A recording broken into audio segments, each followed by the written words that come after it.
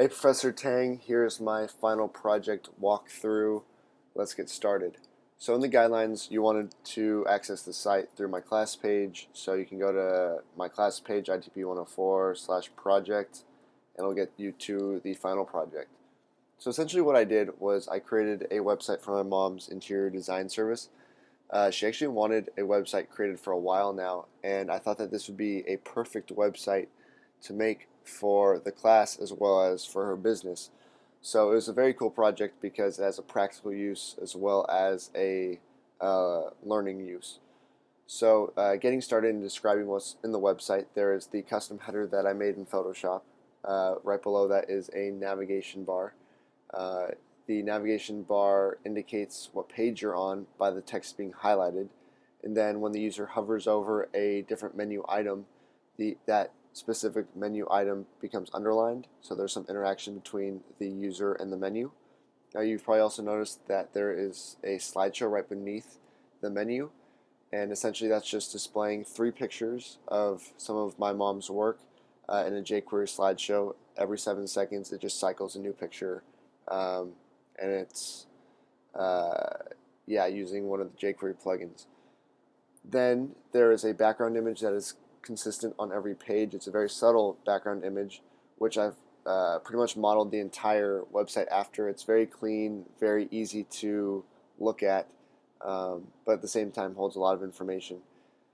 And you'll notice that on every page, the themes, the colors, the layout is all very, very unique and similar. So every page has this outline around it. It's the background is white and then has a box shadow. Every photo has a 10 pixel margin around it. That is, so like every picture is contained in a div with a 10 pixel margin, and then that div has a box shadow around it as well.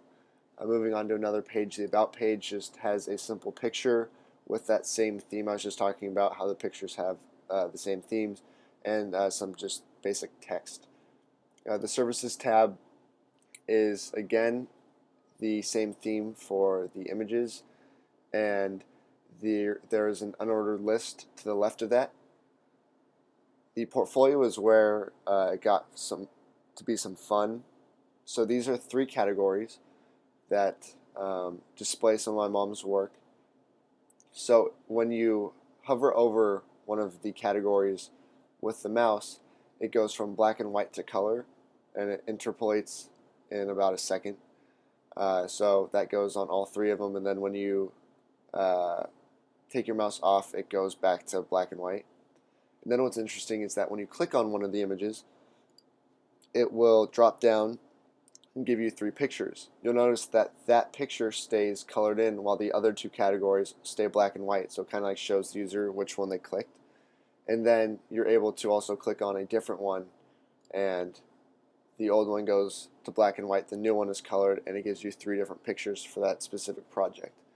The pictures are also interactive, so when you click on one of them, it will expand, and you can see a much larger view of the picture to see the detail. It is done using a jQuery image gallery plugin, a Lightbox plugin, and you can cycle through the 3 images in each category. Just to go through all of them, we'll go to this one, go through these pictures,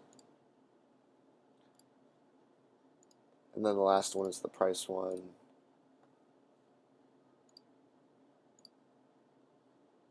Like so. Alright, so moving on to the custom pieces. This one, there's no interaction. It's simply just a gallery of pictures with a title on them. It's just custom pieces that she's done for her multiple clients and keeping the same theme throughout the website. Next, on the contact page, you'll notice that there is a form at the bottom. The form actually isn't going to make it onto the final website. It's a lot more clean to just have her contact information here, but nonetheless, since it was in the project guidelines, I added it into the site just to have it there. For proof that it works, I'll type my name, check the terms of service, and sign up. It says my form was sent. I'll go back to the page.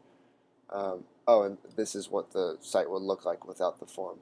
Then if I go to my USC webmail and I refresh the page, I have my mail response. I received at 1:40. It's 1:40 right now.